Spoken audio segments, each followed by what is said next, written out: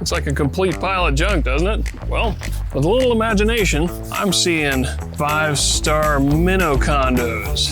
That's right, Forage fish habitat. That's what we're making today on the SandViking.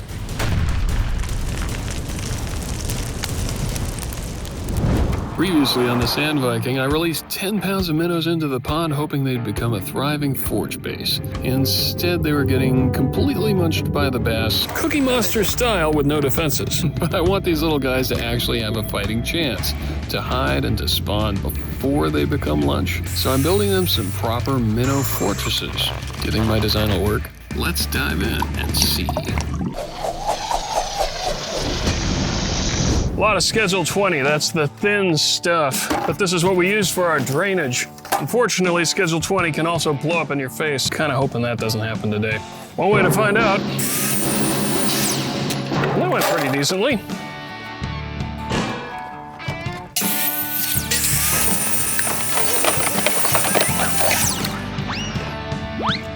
All done. All right, so what we have here, green poultry netting, vinyl coated. We have small zip ties, we have really big zip ties. And of course, a whole bunch of tubing. They're very long zip ties.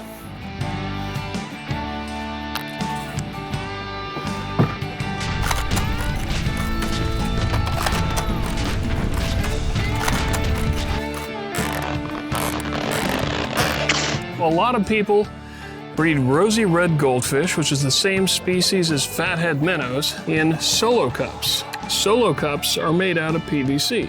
This is PVC as well. This is tubing that you can use for plumbing projects, drainage plumbing, but now it can be minnow habitat.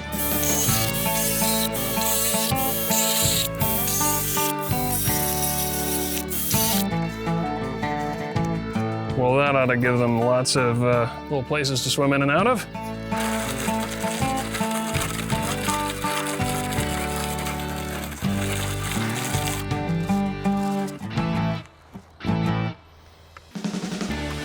Now, if this all just looks like a mess, that's exactly the idea. Minnows will just find it a good place to hide, to get away from whatever it is that might be chasing them.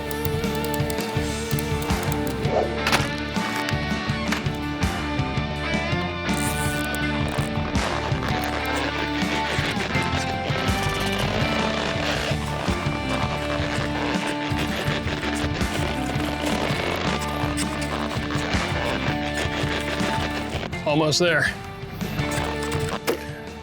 Okay, I gotta snip off all these little ends. You know what, this is exactly what I wanted. A nice, safe area with a whole bunch of hard surfaces. Just perfect for minnows to want to lay their eggs. In fact, I think this thing is so nice, I might start charging these minnows rent. So we have a little layer of pollen on the pond. That's pretty typical this time of year. But I'm gonna go over to an area pretty close to where we released most of our minnows and put this down there and see what happens. This is a pretty good spot to put the structure. Parachute cord would probably be a lot better for this, but this just happens to be what I had today.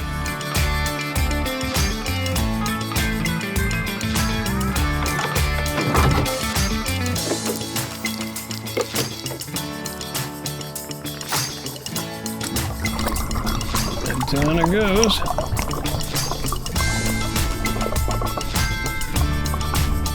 Let's see how it does right there.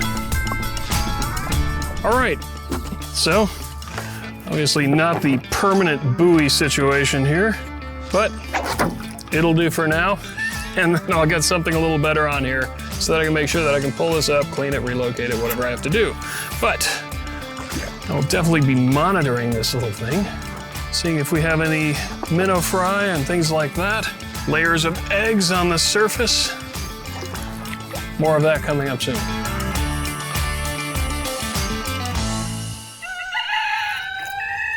It's the next morning, and the light's a little dim still. We did make another structure, and we're gonna put that where we put the second big batch of minnows.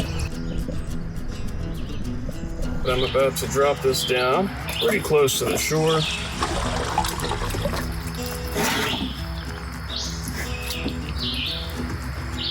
Now, this is a temporary buoy. I'm going to make something a little better than this, but for now, this should work pretty well.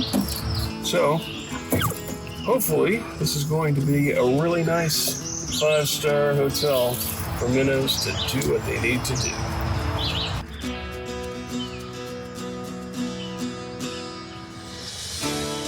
Wow, I wasn't expecting that. We dropped it in, and 2 minutes later, we've got minnow-sized fish really interested in what's going on here. Well, you do these things and you really hope you're just not wasting your time. But I'm super encouraged. The fact that fish were instantly interested, I'm just really psyched about it. But what did you think? What do you think of the design? Should I have left the zip ties dangling off of it? Did I use the right materials? I mean, it was basically what I had laying around. You let me know in the comments below. We'll see if we can just keep this thing getting better and better.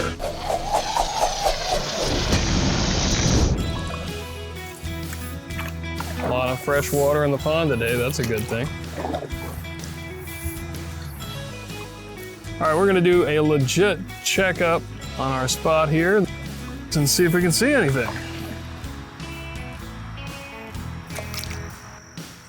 Let's see what's going on here.